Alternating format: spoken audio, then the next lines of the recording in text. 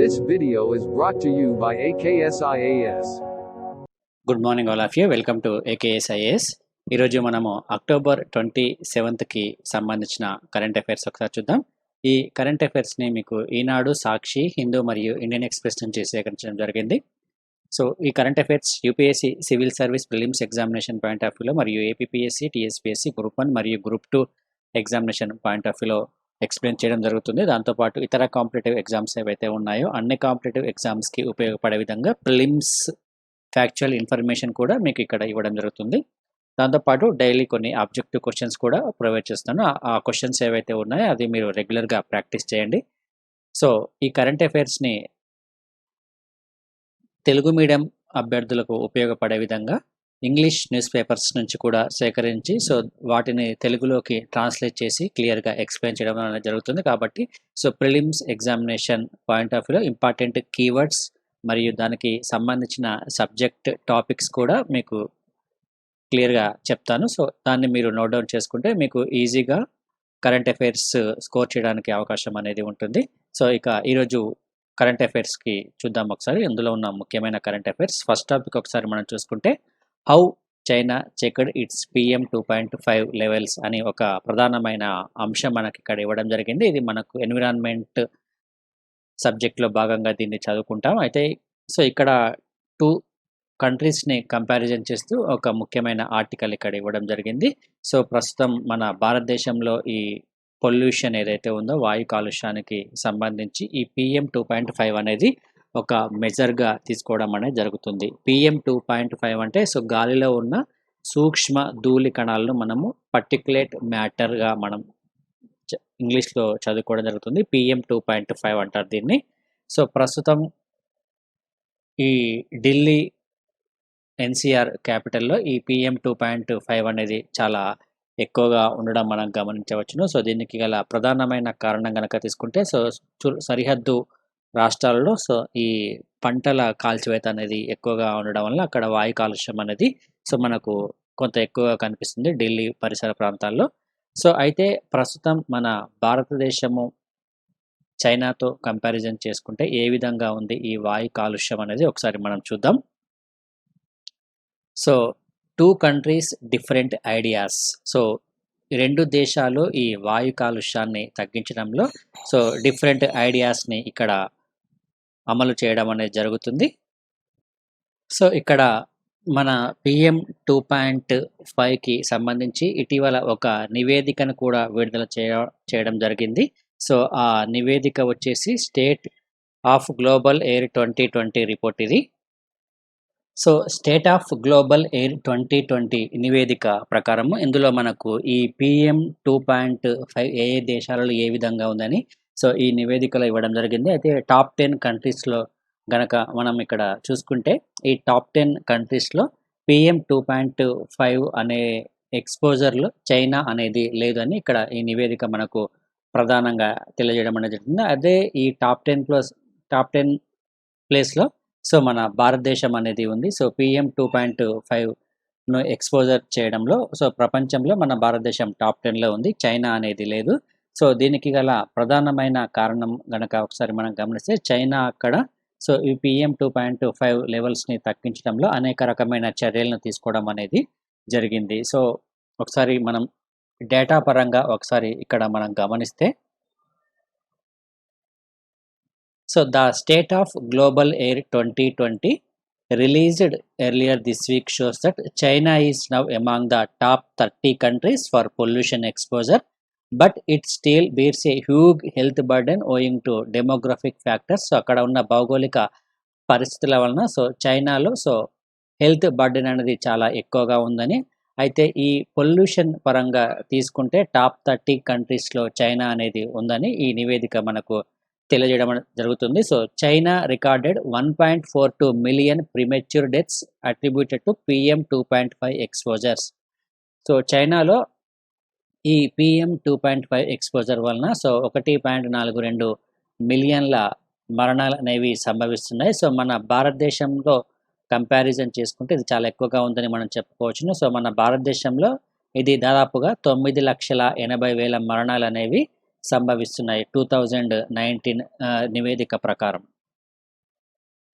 So India మరియు China ఈ 2 దేశాలు కలిపి దాదాపుగా ప్రపంచ వ్యాప్తంగా ఉన్న మరణాల్లో 58% మరణాలు ఈ 2 దేశాల నుంచే సంభవిస్తున్నాయి. సో దీనికి గల ప్రధానమైన కారణం వచ్చేసి ఈ PM 2.5 పొల్యూషన్ అని ఈ నివేదిక మనకు తెలియజేయడం జరుగుతుంది.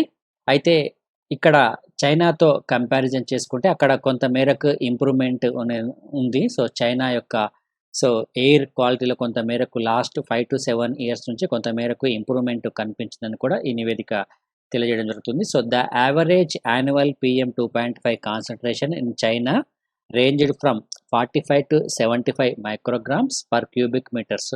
సో ఇక్కడ చైనాలో యావరేజ్‌గా సంవత్సరానికి ఈ PM 2.5 అనేది ఏ విధంగా ఉందని ఇక్కడ ఇవ్వడం జరిగింది. సో 45-75 మైక్రోగ్రామ్స్ పర్ క్యూబిక్ మీటర్స్‌గా ఉంది 2019లో. అదే మనం భారతదేశంతో కంపారిజన్ చేసుకుంటే మన భారతదేశంలో ఇది 75-85 మైక్రోగ్రామ్స్ పర్ క్యూబిక్ మీటర్‌గా ఉంది. సో మన భారతదేశంలో అంటే చైనాతో కంపారిజన్ చేసుకుంటే మన భారతదేశంలో ఈ PM 2.5 కాన్సంట్రేషన్ అనేది చాలా ఎక్కువగా ఉందని మనకు ఇక్కడ క్లియర్‌గా అర్థమవుతుంది. అంటే మనం భారతదేశంలో వాయు కాలుష్యం అనేది చాలా ఎక్కువగా ఉందని మనం ఇక్కడ కంక్లూజన్ చేసుకోవచ్చు. సో ఈ నివేదిక వెలువరించిన పలు వివరాల ప్రకారము ఈ విషయాలు మనకి ఇక్కడ తెలుస్తున్నాయి. సో ఈ నివేదికను సాధారణంగా విడుదల చేసేది US based health effects institute మరియు గ్లోబల్ బర్డెన్ ఆఫ్ డిసీజ్ ఈ నివేదికను ఇక్కడ విడుదల చేయడం అనేది జరిగింది. సో అయితే ఇక్కడ ఈ చైనాలో ఈ విధంగా తగ్గిపోవడానికి గల ప్రధానమైన కారణం అక్కడ తీసుకున్న వివిధ విధానపరమైన నిర్ణయాలుగా మనం చెప్పుకోవచ్చును. So 5-year air pollution plan మరియు దానికి సంబంధించిన లక్ష్యాలను అక్కడ ఇంప్లిమెంట్ చేయడం అనేది జరిగింది. So China implemented the first comprehensive 5-year plan to improve the air quality between the 2013 and 2017. So 2013 మరియు 2017 సంవత్సరాల్లో ఒక కాంప్రహెన్సివ్ ప్రణాళికను అక్కడ ఇంప్లిమెంట్ చేయడం అనేది జరిగింది. సో తద్వారా ఈ గాలి నాణ్యత అనేది చాలా వరకు ఇంప్రూవ్ అయిందని మనకు ఈ నివేదిక ఇక్కడ తెలియజేయడం జరుగుతుంది.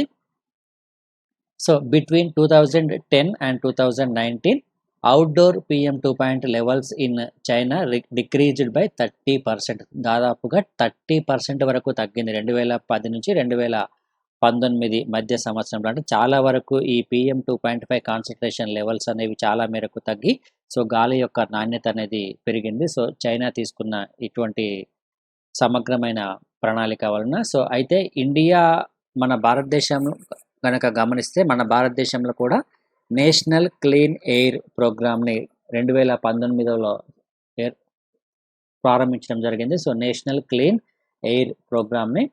సో అయితే ఇక్కడ ఈ నేషనల్ క్లీన్ ఎయిర్ ప్రోగ్రామ్ ఏదైతే ఉందో ఇది doesn't have a legal mandate, అంటే ఒక చట్టపరమైనది కాదు. So but AIIMS to achieve a 20%-30% reduction in PM 2.5 concentrations. అయితే దీని యొక్క ప్రధానమైన లక్ష్యం ఏమిటంటే 20% నుంచి 30% వరకు ఈ PM 2.5 కాన్సంట్రేషన్ లెవెల్ ఏదైతే ఉందో సో దాన్ని తగ్గించాలి అని ఈ NCEP అనే ప్రోగ్రామ్ని 2019 సంవత్సరంలో ప్రారంభించడం అనేది జరిగింది. అయితే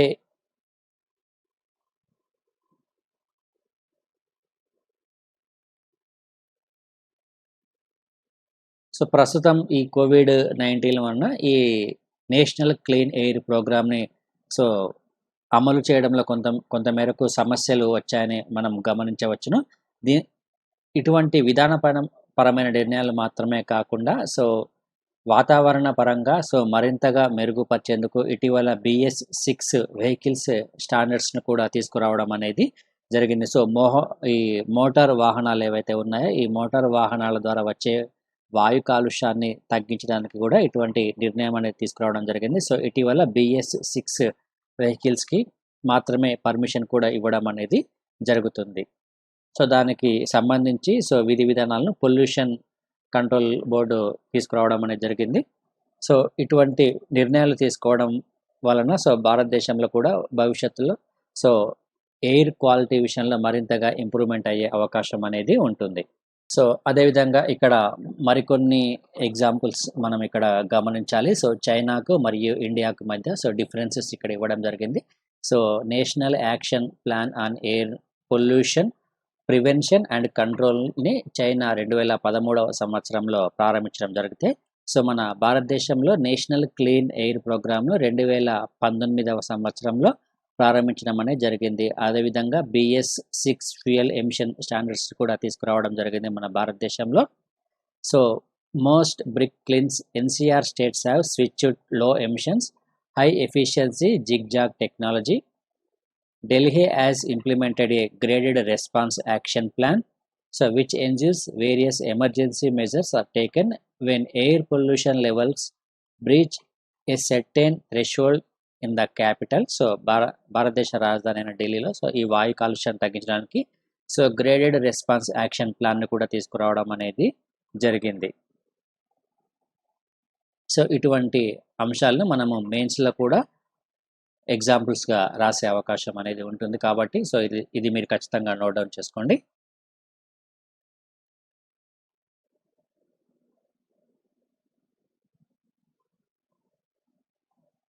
ఇక నెక్స్ట్ టాపిక్ కనుక ఒకసారి మనం గమనిస్తే Farooq to lead Gupkar alliance అనే ఒక ప్రత్యేకమైన అంశం మనకు ఇక్కడ ఇవ్వడం జరిగింది.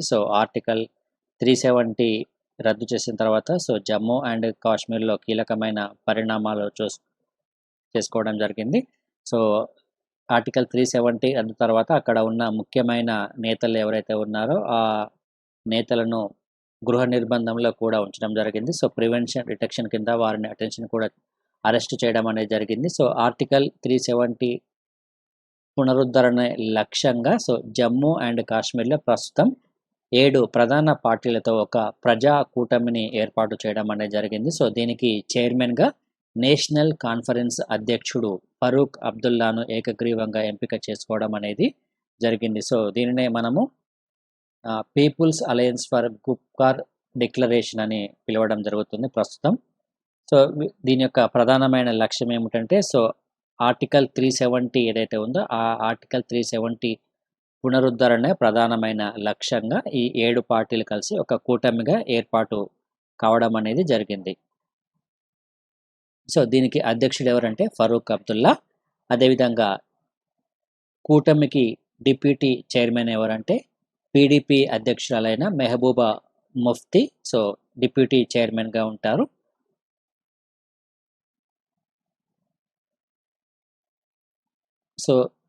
ఇది గుప్కార్ డిక్లరేషన్కి సంబంధించి. ఇక్కడ గుప్కార్ అంటే గత సంవత్సరము ఆగస్టు 5వ తేదీన ఈ ఆర్టికల్ 370ని రద్దు చేయడం అనేది జరిగింది. అయితే ఆగస్టు 4వ తేదీన అంటే కేంద్ర ప్రభుత్వము ఈ జమ్మూ అండ్ కాశ్మీర్ ప్రత్యేక ప్రతిపత్తిని రద్దు చేయడానికి కంటే ఒక రోజు ముందు అక్కడ వివిధ రాజకీయ పార్టీలు ఏవైతే ఉన్నాయో ఆ రాజకీయ పార్టీలన్నీ కలిసి శ్రీనగర్లో ఉన్న గుప్కార్ అనే రోడ్డులో ఈ రోడ్డు పేరు అది గుప్కార్ రోడ్డు.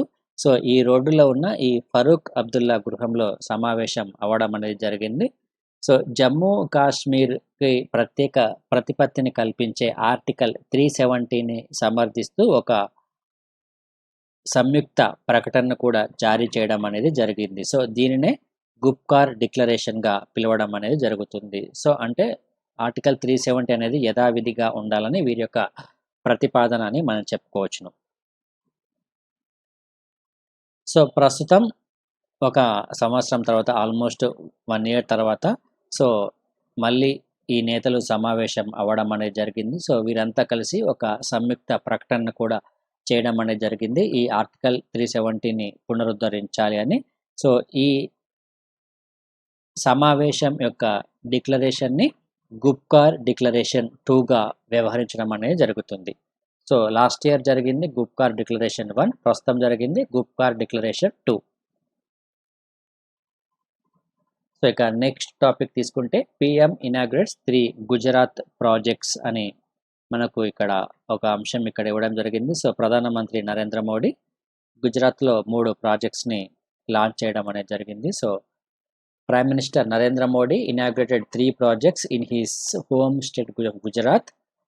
ఒకటి ఫార్మర్స్ వెల్ఫేర్స్కి, హెల్త్ కేర్కి మరియు టూరిజంకి సంబంధించి ఈ 3 ప్రాజెక్ట్స్ని ఇక్కడ ఇవ్వడం జరిగింది. మొట్టమొదటి ప్రాజెక్ట్స్ కిసాన్ సూర్యోదయ యోజన అనే ప్రోగ్రామ్ని ఇక్కడ లాంచ్ చేశారు. సో దీని యొక్క ప్రధానమైన లక్ష్యం వచ్చేసి డే టైమ్ ఎలక్ట్రిసిటీని కల్పించడమే. సో రైతులకు ప్రధానంగా డే టైమ్ ఎలక్ట్రిసిటీని కల్పించాలి అనే ఉద్దేశంతో ఈ కిసాన్ సూర్యోదయ యోజనను ఇక్కడ ప్రారంభించడం అనేది జరిగింది. సో ఇరిగేషన్ మరియు ఫార్మింగ్ కోసం ఈ కరెంటుని రైతులకు ఇవ్వనున్నారు. So the second project is paediatric heart hospital at UN Mehta institute of cardiology and research centre. So ఇది ఆరోగ్య రంగానికి సంబంధించి ఒక హార్ట్ హాస్పిటల్ని ఇక్కడ యుఎన్ మెహ్తా ఇన్స్టిట్యూట్ ఆఫ్ కార్డియాలజీలో ప్రారంభించడం అనేది జరిగింది. ఇక మూడవ ప్రాజెక్ట్స్ వచ్చేసి ropeway project on Mount Girnar. So Mount గిర్నార్లో ఒక రోప్వే ప్రాజెక్ట్ని కూడా ఇక్కడ ప్రారంభించడం అనేది జరిగింది. ఇది జూనాగఢ్ డిస్టిక్లో ఉంటుంది, జూనాగఢ్ సిటీలో ఉంటుంది. సో దీని యొక్క లెంత్ వచ్చేసి 2.3 కిలోమీటర్స్ రోప్వే ప్రాజెక్ట్ ఇది. So the ropeway project is being touted as longest temple ropeway in Asia. ఇది గుర్తుంచుకోండి, longest temple ropeway in Asia. ఇది మౌంట్ గిర్నార్ దగ్గర ఉన్న ప్రస్తుతం భారత ప్రధానమంత్రి ఆవిష్కరించిన ఈ రోప్వే ప్రాజెక్ట్ అనేది ఆసియాలోనే అతి పొడవైన టెంపుల్ రోప్వేగా మనం చెప్పుకోవచ్చును. సో దీనిని డెవలప్ చేసింది ఎవరంటే ఉషా బ్రేకో లిమిటెడ్. దాదాపుగా 130 కోట్లు దీనికి కేటాయించడం అనేది జరిగింది. సో ఇక నెక్స్ట్ టాపిక్ గనక ఒకసారి మనం చూసుకుంటే ఇది మనకు ఎన్విరాన్మెంట్ భాగంలో ప్రిలిమ్స్లో అడిగే అవకాశం అనేది ఉంటుంది. సో ఇందులో మనకు ముఖ్యంగా గుర్తుంచుకోవాల్సింది రీసెంట్గా ఒక అధ్యయనం చేయడం అనేది జరిగింది. A recent study on the Himalayan brown bear has predicted a significant reduction in suitable habitat and biological corridors of the species due to climate change. So వాతావరణ పరంగా అనేకమైన మార్పులు కలిగిన నేపథ్యంలో ఇక్కడ హిమాలయన్ బ్రౌన్ బేర్ ఏదైతే ఉందో హిమాలయన్ బ్రౌన్ బేర్కి సంబంధించి సో వారి యొక్క ఆవాస ప్రాంతాలు అనేవి క్రమక్రమంగా తగ్గుతున్నాయని ఈ నివేదిక ప్రధానంగా తెలియజేయడం అనేది జరుగుతుంది. ఇక్కడ మనం గుర్తుంచుకోవాల్సింది హిమాలయన్ బ్రౌన్ బేర్ అనే పేరుని ఒకసారి గుర్తుంచుకోండి. అదేవిధంగా దీని యొక్క శాస్త్రీయ నామం వచ్చేసి ఉర్సుస్ ఆర్కాట్స్ ఇసాబెలినస్. ఈ పేరు కూడా గుర్తుంచుకోండి, ఇది శాస్త్రీయ నామం, ఇది సైంటిఫిక్ నేమ్ ఇది. సో దీని యొక్క నివాస ప్రాంతాలు అనేవి క్రమక్రమంగా తగ్గుతున్నాయి. సో దీని యొక్క ప్రధానమైన కారణం వచ్చేసి క్లైమేట్ చేంజ్, సో వాతావరణం యొక్క మార్పులు. సో ఈ నివేదిక ఏం చేస్తుందంటే దీనికి సంబంధించి సో కొన్ని చర్యలను కూడా తీసుకోవాలని కూడా ఈ నివేదిక ఇక్కడ తెలపడం జరిగింది. So the Himalayan brown bear is one of the largest carnivores in the highlands of the Himalayas. So ఇది హిమాలయాస్ ప్రాంతంలో ఉన్న లార్జెస్ట్ కార్నివర్స్గా మనం చెప్పుకోవచ్చును. So Himalayan brown bear. So ఇక్కడ వీరి యొక్క పరిశోధనలో దాదాపుగా 2050వ సంవత్సరానికి గాను సో దాదాపుగా 73% వరకు బియర్స్ హ్యాబిటేట్ అనేవి తగ్గిపోయే అవకాశం అనేది ఉందని ఇక్కడ మనకు క్లియర్గా చెప్పడం అనేది జరుగుతుంది. ఈ సర్వేని ఎవరు చేశారంటే జియోలాజికల్ సర్వే ఆఫ్ ఇండియా వారు. సో ఇక్కడ వెస్ట్రన్ హిమాలయాస్లో ఈ అధ్యయనాన్ని ఇక్కడ చేయడం అనేది జరిగింది. So these losses in habitat will also result in loss of habitats from 13 protected areas and 8 of them will become completely uninhabitable by year 2050, followed by the loss of connectivity in the majority of the protected areas. So ఇక్కడ ఈ habitats అంటే నివాస ప్రాంతాలు ఏవైతే ఉన్నాయో ఈ నివాస ప్రాంతాలను క్రమంగా తగ్గిపోతున్న నేపథ్యంలో అక్కడ ఉన్న 13 ప్రొటెక్టెడ్ ఏరియాస్ అంటే రక్షణ ప్రాంతాలు ఏవైతే ఉన్నాయో ఈ రక్షణ ప్రాంతాలు కూడా కొంతమేరకు నష్టపోయే అవకాశం అనేది ఉండడం జరుగుతుందని ఈ నివేదిక ఇక్కడ తెలియజేయడం అనేది జరుగుతుంది. సో వీటిని పరిరక్షించవలసిన అవసరం అనేది సో పర్యావరణ మంత్రిత్వ శాఖపై ఉందని మనం గుర్తుంచుకోవాలి. సో ఇక నెక్స్ట్ టాపిక్ ఒకసారి చూసుకుంటే animals spared of sacrifice in pandemic hit Odisha అని ఒక అంశం మనకి ఇక్కడ ఇవ్వడం జరిగింది. ఇందులో మనకు ముఖ్యంగా గుర్తుంచుకోవాల్సింది ఆర్ట్ అండ్ కల్చర్లో భాగంగా సో ఒక ఫెస్టివల్ నేమ్ అనేది మనం ఇక్కడ గుర్తుంచుకోవాలి. చతార్ అనే ఫెస్టివల్. సో ఈ చతార్ అనే ఫెస్టివల్ సో ఒడిస్సాలో జరుగుతుంది. So Chhatar festival in the Bhawanipatna town of Odisha's Kalahandi district which is usually marked by the sacrifice of thousands of the animals and the birds. So ఇక్కడ ఈ చతార్ ఫెస్టివల్ అనేది ఈ కలహండి జిల్లాలో ఉన్న ఈ భవానీపట్నం అనే నగరంలో జరుపుకోవడం అనేది జరుగుతుంది. సో ఈ ఫెస్టివల్లో భాగంగా చాలా ఎక్కువ వరకు జంతు బలులను ఇక్కడ ఇవ్వడం అనేది జరుగుతుంది. Thousands of animals and birds. So వివిధ రకాల పక్షులను మరియు జంతువులను ఇక్కడ జంతు బలుల రూపంలో సో వాటిని ఎక్కువగా ఇవ్వడం జరుగుతుంది. అయితే ప్రస్తుతం ఈ కోవిడ్-19 ఉన్న నేపథ్యంలో ఈ చతార్ ఫెస్టివల్కి సంబంధించి సో అనేకమైన నిబంధనలు విధించిన నేపథ్యంలో సో కొంత మేరకు ఈ జంతు బలులను బలి ఇవ్వడం అనేది తగ్గింది అని ఇక్కడ ప్రధానంగా ఇవ్వడం జరిగింది. సో ఇక్కడ ఈ చతార్ ఫెస్టివల్ని ఎక్కువగా ప్రతి సంవత్సరం ఇక్కడ జరుపుకోవడం అనేది జరుగుతుంది. ఇక్కడ సో వీరు ఆరాధించే దేవత వచ్చేసి మాణికేశ్వరి అనే దేవతను ఇక్కడ వీరు ఆరాధించడం జరుగుతుంది. So is Manikeswari is taken to Jenakal on the outskirts of the town. So Jenakal అనే ప్రదేశానికి తీసుకువెళ్ళడం జరుగుతుంది ఈ ఫెస్టివల్లో భాగంగా. సో ఆ తర్వాత అక్కడ వివిధ రకాల రిచువల్స్ అనేవి జరిపిన తర్వాత వీరు ఈ జంతు బలులు అనేవి కొనసాగిస్తారు అక్కడ. సో ఆ తర్వాత వీరు చేసే ఈ జర్నీ ఏదైతే ఉందో ఈ జర్నీని చతార్ యాత్ర అని పిలవడం జరుగుతుంది. సో దీనికోసం ఈ చతార్ ఫెస్టివల్ కోసము ఒడిస్సా, ఛత్తీస్గఢ్, జార్ఖండ్ మరియు వెస్ట్ బెంగాల్ నుంచి అనేక రకాల ప్రజలు ఈ ఉత్సవంలో పాల్గొనడం అనేది జరుగుతుంది. అయితే ఈ చతార్ ఫెస్టివల్లో ఈ జంతు బలుల నిషేధం అనేది జంతు బలుల నిషేధానికి సంబంధించి సో హైకోర్టు కూడా గతంలో తీర్పునివ్వడం అనేది జరిగింది. చతార్ ఫెస్టివల్లో జంతు బలులను పూర్తిగా నిషేధించాలని కూడా హైకోర్టు తీర్పు ఇవ్వడం అనేది జరిగింది. అయితే మనకి ఇక్కడ ఈ ఫెస్టివల్ ఎక్కడ ఏ రాష్ట్రానికి సంబంధించింది అని మనం గుర్తుంచుకోవాలి. సో ఇక నెక్స్ట్ టాపిక్ ఒకసారి చూద్దాం.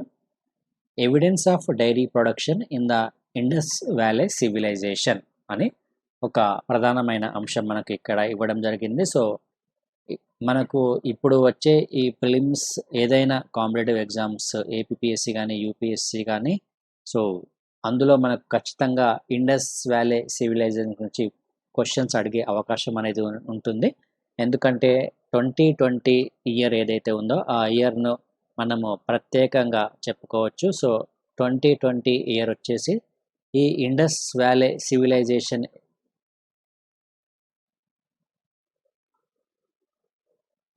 కనుగొని 100 సంవత్సరాలు పూర్తి అయిన నేపథ్యంలో మనకు ఖచ్చితంగా ఈ ఇండస్ వ్యాలీ సివిలైజేషన్ మీద క్వశ్చన్స్ అడిగే అవకాశం అనేది ఉంటుంది. So this year 2020 marks 100 years of the discovery of the Indus valley civilization, and a new study has shown that dairy products were being produced by the Harappans as far back as 2500 BC అని మనకు ఇక్కడ ఇవ్వడం జరిగింది. So 2020 సంవత్సరానికి గాను so ఈ Indus valley civilisation ఏదైతే ఉందో ఈ ఇండస్ వ్యాలీ సివిలైజేషన్ కనుగొని 100 సంవత్సరాలు పూర్తయిన నేపథ్యం ఉంది కనుక ప్రస్తుతం దీని మీద కొత్తగా మరింతగా పరిశోధనలు అనేవి కొనసాగుతున్నాయి. సో దీనికి సంబంధించి ప్రస్తుతం జరిగిన పరిశోధనల ఫలితంగా అక్కడ ఒక డైరీ ప్రొడక్షన్ అనేది సింధు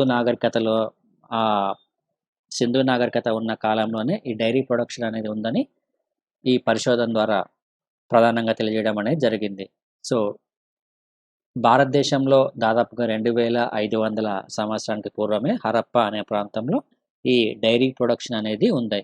సో సింధు లోయ నాగరికతలో పాల ఉత్పత్తి అనేది 2500 సంవత్సరం నాటిగా కెనడియన్ భారత పరిశోధకుల బృందం అనేది గుర్తించడం అనేది జరిగింది. సో అక్కడ ఉన్న వివిధ అవశేషాలు దానిపై వీరు పరిశోధనలు చేయడం అనేది జరిగింది. So dairy product processing thus throwing fresh light on the rural economy of the civilization. So the studies were carried out on 59 shards of the pottery from Kotada Badi. ఈ పేరు గుర్తుంచుకోండి, ఇది ఒక ప్రదేశం పేరు ఇది. సో కొటాటా బల్డి అనే ప్రాంతంలో సో వీరు ఇక్కడ డైరీ ప్రొడక్షన్ అనేది ఉందని ప్రస్తుతం చెప్పడం అనేది జరుగుతుంది. సో ఈ ప్రాంతం వచ్చేసి గుజరాత్లో ఉంటుంది.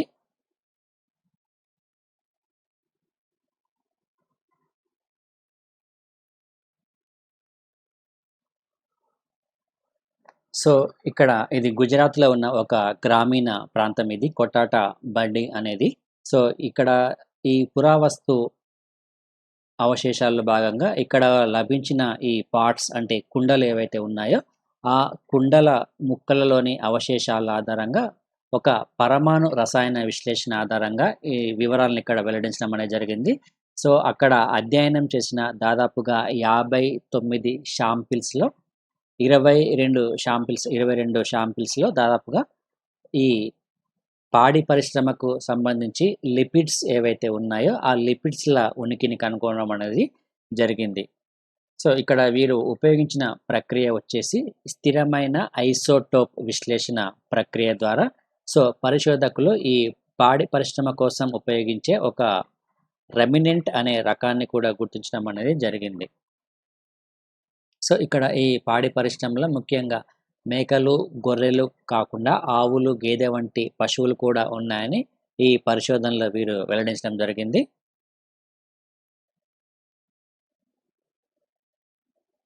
సో ఇది సింధు నాగరికతకు సంబంధించి సో లేటెస్ట్ పరిశోధనగా మనం చెప్పుకోవచ్చును. కాబట్టి మనకు ఎగ్జామ్లో అడిగే అవకాశం అనేది ఉంటుంది. సో మనకి ఇక్కడ ఈ విలేజ్ నేమ్ గుర్తుంచుకోండి. సో అదేవిధంగా 1921 ఇయర్ గురించి కూడా ఒకసారి మనం తెలుసుకోవాలి. సో మొట్టమొదటిసారిగా ఇక్కడ 1921వ సంవత్సరంలో సో అప్పటి భారత సర్వేయర్ జనరల్గా ఉన్న సర్ జాన్ మార్షల్ ఆధ్వర్యంలో దయారాం సహాని ఇక్కడ ఈ రావి నది ఒడ్డున ఉన్న హరప్ప అనే ప్రాంతంలో తవ్వకాలు ప్రారంభించడం అనేది జరిగింది. సో ఈ తవ్వకాలు జరిపిన తర్వాత ఇక్కడ ఈ సింధు నాగరికత అనేది బయటపడడం జరిగింది. సో ఇక్కడ ఈ సింధు నాగరికత అనే పేరును హరప్ప నాగరికతగా సర్ జాన్ మార్షల్ మార్చడం జరిగింది. సో దాదాపుగా 2500 సంవత్సరాల క్రితం మన నాగరికత ఉన్నట్లు మనకు 1921వ సంవత్సరంలో జరిపిన ఈ తవ్వకాల వలన తెలిసింది.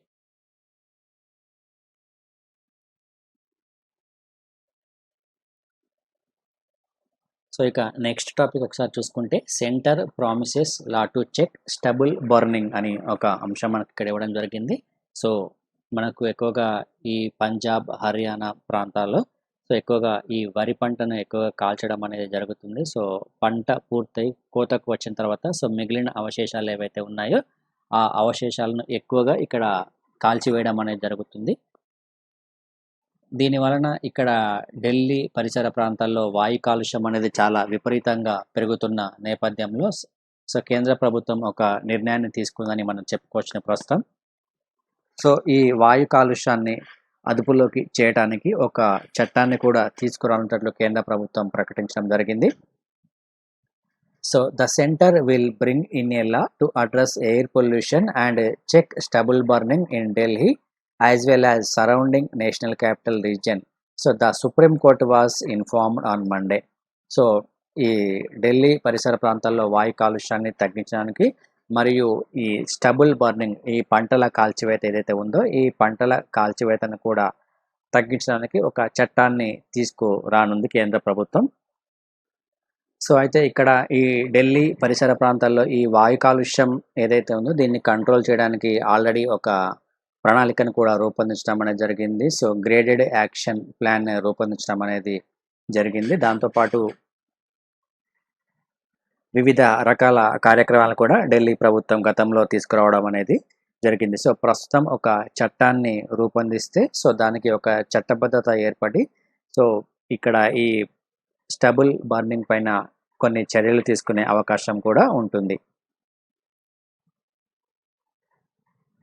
సో నెక్స్ట్ టాపిక్ కనుక ఒకసారి మనం చూసుకుంటే India to sign geospatial cooperation deal with US అని ఒక అంశం మనకి ఇక్కడ ఇవ్వడం జరిగింది. సో ప్రస్తుతం సో భారత్ మరియు అమెరికాల మధ్య 2+2 డైలాగ్ అనేది కొనసాగనుంది. సో దానికి సంబంధించి so India to sign a geospatial cooperation, so రక్షణ రంగానికి సంబంధించి మరియు వివిధ రంగానికి సంబంధించి కూడా సో ఇరు దేశాల మధ్య కొన్ని ఒప్పందాలు కుదిరే అవకాశం అనేది ఉంటుంది. దానికి సంబంధించి మనము ఈ అంశాన్ని ఒకసారి మనం చూసుకోవాలి. దీన్నే మనం బేకా ఒప్పందం అని కూడా మనం చెప్పుకోవచ్చు. సో అమెరికా మరియు భారత్ సో ఇరు దేశాల మధ్య ఒక కీలకమైన రక్షణ ఒప్పందంగా మనం దీన్ని చెప్పుకోవచ్చును. సో అమెరికా నుంచి అత్యాధునిక సాంకేతిక పరిజ్ఞానంతో కూడిన మిలిటరీ టెక్నాలజీని సో మన భారతదేశానికి బదిలీ చేసే అవకాశం అనేది ఉంటుంది.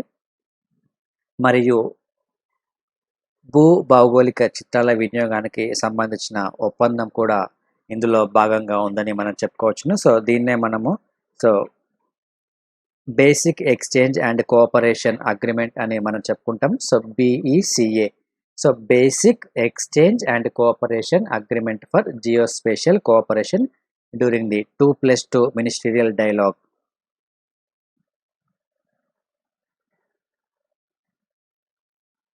సో ఇక్కడ 2+2 డైలాగ్ అంటే ఏంటో ఫస్ట్ మనం తెలుసుకోవాలి. సో ఏదైనా ఒక దేశానికి సంబంధించి సో రక్షణ మరియు విదేశీ మంత్రులు సో మరొక దేశంతో సేమ్ రక్షణ మరియు విదేశీ మంత్రులతో జరిపే చర్చలనే మనము 2+2 చర్చలని పిలవడం అనేది జరుగుతుంది.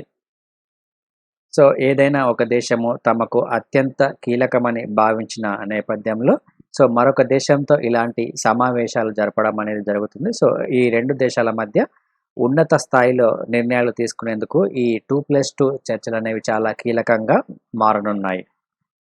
సో ప్రస్తుతం ఈ ఇండియా మరియు భారత్ల మధ్య జరుగుతున్న ఈ సమావేశాల్లో భారత్ ఈ basic exchange and cooperation agreement మీద సంతకం చేయనుంది. సో ఒకవేళ ఈ ఒప్పందం కనుక కుదిరితే మనకు ఈ యుఎస్కు సంబంధించి జియో శాటిలైట్ ఇంటెలిజెన్స్ సమాచారాన్ని మన భారతదేశం కూడా వాడుకునే వీలనేది ఉంటుంది. సో 2002వ సంవత్సరంలో కనుక ఒకసారి మనం చూసుకుంటే అమెరికాతో Bharat so general security of military information agreement అనేది కుదుర్చుకోవడం జరిగింది. సో అందులో భాగంగానే so logistical exchange memorandum of అగ్రిమెంట్ను 2016వ సంవత్సరంలో మరియు కమ్యూనికేషన్ కంపాటబిలిటీ సెక్యూరిటీ అగ్రిమెంట్ను 2018వ సంవత్సరంలో కుదుర్చుకోవడం అనేది జరుగుతుంది. సో ప్రస్తుతం ఈ బేకా అగ్రిమెంట్ ఏదైతే ఉందో ఇది కూడా కుదుర్చుకుంటే సో యుఎస్తో సో అన్ని ఒప్పందాలు కుదుర్చుకున్న దేశంగా భారతదేశము మిగిలిపోనుంది. కాబట్టి సో ఇది మనకు చాలా చాలా ఇంపార్టెంట్. ముఖ్యంగా రక్షణ రంగానికి సంబంధించి ఇరు దేశాల మధ్య సహకారాన్ని మరింతగా బలోపేతం చేయడానికి, అదేవిధంగా ఇండో పసిఫిక్ ప్రాంతంలో బలవంతమైన సెక్యూరిటీని కూడా ఏర్పాటు చేయడానికి మరియు చైనా ఆధిపత్యాన్ని కూడా అడ్డుకోవడానికి ఈ ఒప్పందం అనేది మనకు చాలా ఉపయోగకరంగా ఉండనుంది.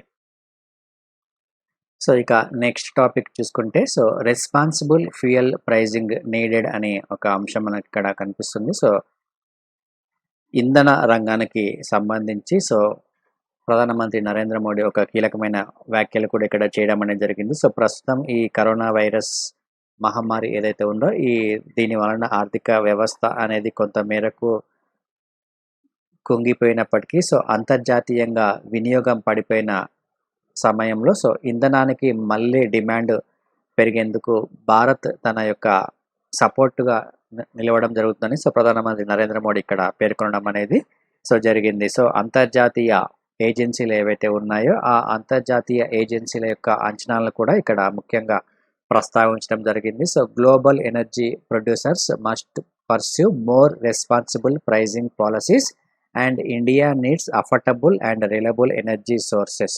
సో అంతర్జాతీయంగా ఉన్న ఈ ఎనర్జీ ప్రొడ్యూసర్స్ ఎవరైతే ఉన్నారో సో వీరు సో ఒక బాధ్యతాయుతమైన ప్రైజింగ్ విధానాలని రూపొందించాలని కూడా ఇక్కడ చెప్పడం అనేది జరిగింది. సో మన భారతదేశంలో ఈ ఇంధన వినియోగం కూడా భవిష్యత్తులో మరింతగా పెరిగే అవకాశం అనేది ఉంటుంది. ఎందుకంటే సో 2024వ సంవత్సరం నాటికి ఈ దేశీయ విమాన సంస్థలు ఏవైతే ఉన్నాయో ఈ విమానయాన సంస్థలు తమ యొక్క విమానాల సంఖ్యను రెట్టింపు స్థాయికి పెంచుకోవాలి అనుకున్న నేపథ్యంలో సో ఇంధనం ఏదైతే ఉందో ఆ ఇంధనాన్ని సో అందుబాటు ధరల్లోకి తీసుకురావాల్సిన అవసరం అనేది ఉంది కాబట్టి సో భవిష్యత్తులో ఈ ఇంధనం డిమాండ్ అనేది మరింతగా పెరిగే అవకాశం అనేది ఉంటుంది. సో దానికోసం మరింత పారదర్శకమైన విధి విధానాలను కూడా తీసుకురావాల్సిన అవసరం అనేది ఉందని సో ఇంధనాలు సరఫరా చేసే దేశాలు ఏవైతే ఉన్నాయో ఈ దేశాలు తమ యొక్క ఈ ఇంధన ధరల విషయంలో కొంత మేరకు రెస్పాన్సిబుల్గా అంటే బాధ్యతాయుతంగా వ్యవహరించాల్సిన అవసరం ఉంటుందని కూడా ఇక్కడ ప్రధానమంత్రి నరేంద్ర మోడీ చెప్పడం అనేది జరిగింది.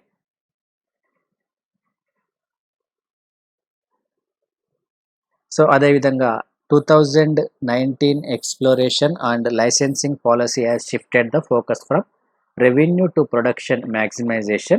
So expressing the plans to raise India refining capacity from 250 million metric tons a year to 400 MMT by 2025. So 2025 సంవత్సరం నాటికి సో ఈ రిఫైనింగ్ కెపాసిటీ ఏదైతే ఉందో ఈ రిఫైనింగ్ కెపాసిటీని ప్రస్తుతము 250 మిలియన్ మెట్రిక్ టన్స్ నుంచి 400 మిలియన్ మెట్రిక్ టన్స్కి తీసుకువెళ్ళాలని కూడా ఇక్కడ ఒక లక్ష్యాన్ని నిర్దేశించుకోవడం అనేది జరిగింది. సో ఇక ఎనర్జీకి సంబంధించి 2022 నాటికి సో 175 గిగావాట్ల ఈ పునరుత్పాదక విద్యుత్ ఉత్పత్తి సామర్థ్యాన్ని సాధించాలని మన భారతదేశం లక్ష్యంగా పెట్టుకున్నప్పటికీ సో 2030 నాటికి ప్రస్తుతం సో 450 గిగావాట్లకు పెంచుకోవాలని కూడా లక్ష్యంగా పెట్టుకోవడం అనేది జరిగింది.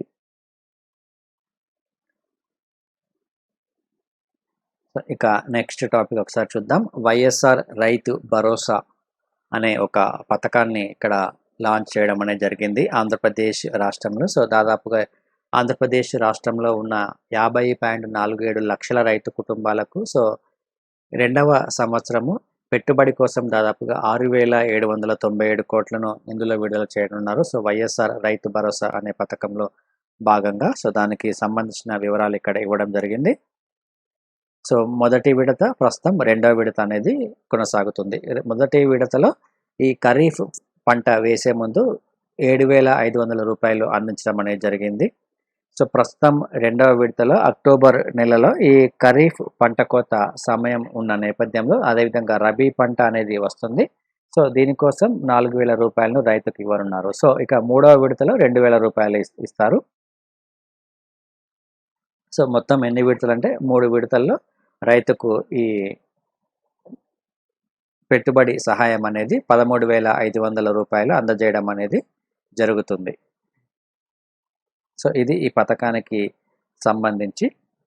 సో అదేవిధంగా ఎస్సీ ఎస్టీలు ఎవరైతే ఉన్నారో ఈ ఎస్సీ ఎస్టీలను సో పారిశ్రామికవేత్తలుగా తీర్చిదిద్దడానికి సో వారికి మరింత ప్రోత్సాహాన్ని ఇచ్చేందుకు 2020-23 ప్రత్యేక పారిశ్రామిక విధానాన్ని కూడా తీసుకురావడం అనేది జరిగింది ఆంధ్రప్రదేశ్ రాష్ట్రంలో భాగంగా. సో ఇందులో భాగంగానే సో జగనన్న వైఎస్ఆర్ బడుగు వికాసం అనే పథకాన్ని కూడా ప్రారంభించడం అనేది జరిగింది.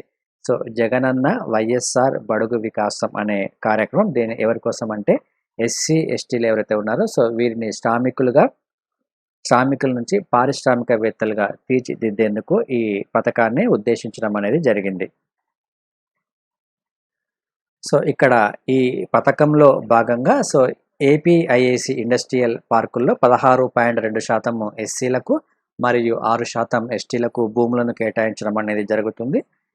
సో వీరు 25% చెల్లిస్తే భూములను వారికి అప్పగిస్తారు. సో మిగిలిన 75% సో 8% వడ్డీతో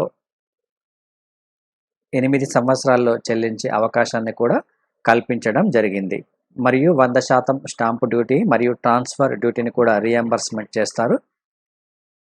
భూముల లీజు, షెడ్డు మరియు భవనాలు సో ఇతర ఏవైతే అవసరాలు ఉన్నాయో సో వాటికి సంబంధించి 100% స్టాంపు డ్యూటీని కూడా రీఎంబర్స్మెంట్ చేయడం అనేది జరుగుతుంది. సో ఒకసారి ఉత్పత్తిని ప్రారంభించిన తర్వాత ఈ ఎంఎస్ఎంఈలకు సంబంధించి 5 సంవత్సరాల పాటు 3% నుంచి 9% వరకు వడ్డీ రాయితీని కూడా కల్పించడం అనేది జరుగుతుంది.